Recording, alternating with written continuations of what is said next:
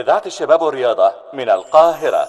جسم الانسان بطبيعته ربنا خلق فيه هرمون طبيعي، والهرمونات دي هي اللي بتديك النشاط وطاقه وتساعدك تبني عضلاتك وتحافظ على صحتك. زي مثلا هرمون التستوستيرون ده اللي بيقوي العضلات وبيخلي عندك حماس في التمرين. في كمان هرمون النمو اللي بيساعدك على اصلاح الانسجه وبناء العضلات بعد التمرين، وهرمون الانسولين اللي بينظم السكر في الدم وبيدخل الغذاء جوه الخلايا العضليه عشان جسمك يستفاد منه. كل دي حاجات طبيعيه جسمك بيطلعها لوحده من غير اي تدخل، وبتبان نتيجتها مع الرياضه والتغذيه الصح والنوم الكويس. لكن في ناس بقت تلجأ للهرمونات الصناعيه والمنشطات، وده اخطر حاجه. ليه؟ لانه بيديك نتيجه سريعه صح، بس بتدمر جسمك من جوه، بيأثر على الكبد والكلى والقلب، وبيخبط الهرمون الطبيعي اللي جسمك محتاج له. كمان ممكن تسبب تساقط الشعر، ضعف جنسي، وعصبيه زياده. يعني بدل ما تبني صحتك انت كده بتهدها. الخلاصه خليك طبيعي واهتم بالاكل الصحي، البروتين والنوم والتمرين المنتظم. جسمك هيكافئ بس محتاج وقت وصبر. جسمك ربنا خلقه جهاز متكامل وكل هرمونات فيه لها دور مهم جدا. التستوستيرون ده ملك الهرمون بالنسبه للرياضيين، بيزود القوه البدنيه، بيحافظ على الكتل العضليه، وكمان بيديك طاقه وحماس اثناء التمرين. هرمون النمو بيتفرز وانت نايم، خصوصا في النوم العميق، وده اللي بيصلح الانسجه التالفه من التمرين ويساعدك في بناء عضلات جديده. الانسولين وظيفته ينظم السكر في الدم ويخلي الاكل اللي بتاكله يخليه يدخل جوه الخلايا العضليه عشان جسمك يستفاد منه كطاقه او يخزنه في العضلات. الكورتيزول ده بيسمى هرمون التوتر، لكن في الحقيقه له دور مهم جدا، بينظم مستوى الطاقه في الجسم، بس لو زاد بسبب ضغط نفسي او قله نوم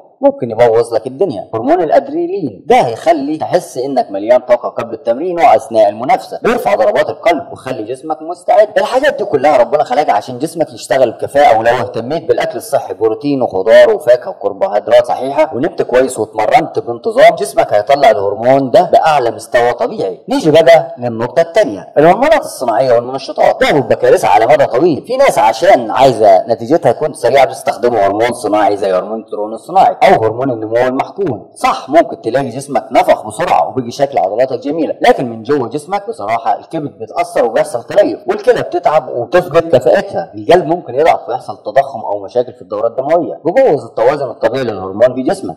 الخلاصه يا شباب، لو عايز تبني جسم قوي وصحي اعتمد على الطبيعي، التزم بالاكل الصح، نوم يكون من 7 ساعات ل 8 ساعات، ومرن نفسك بانتظام. جسمك محتاج وقت وصبر عشان يبان التغيير، بس التغيير ده هيفضل معاك طول العمر وهيكون آمن 100%.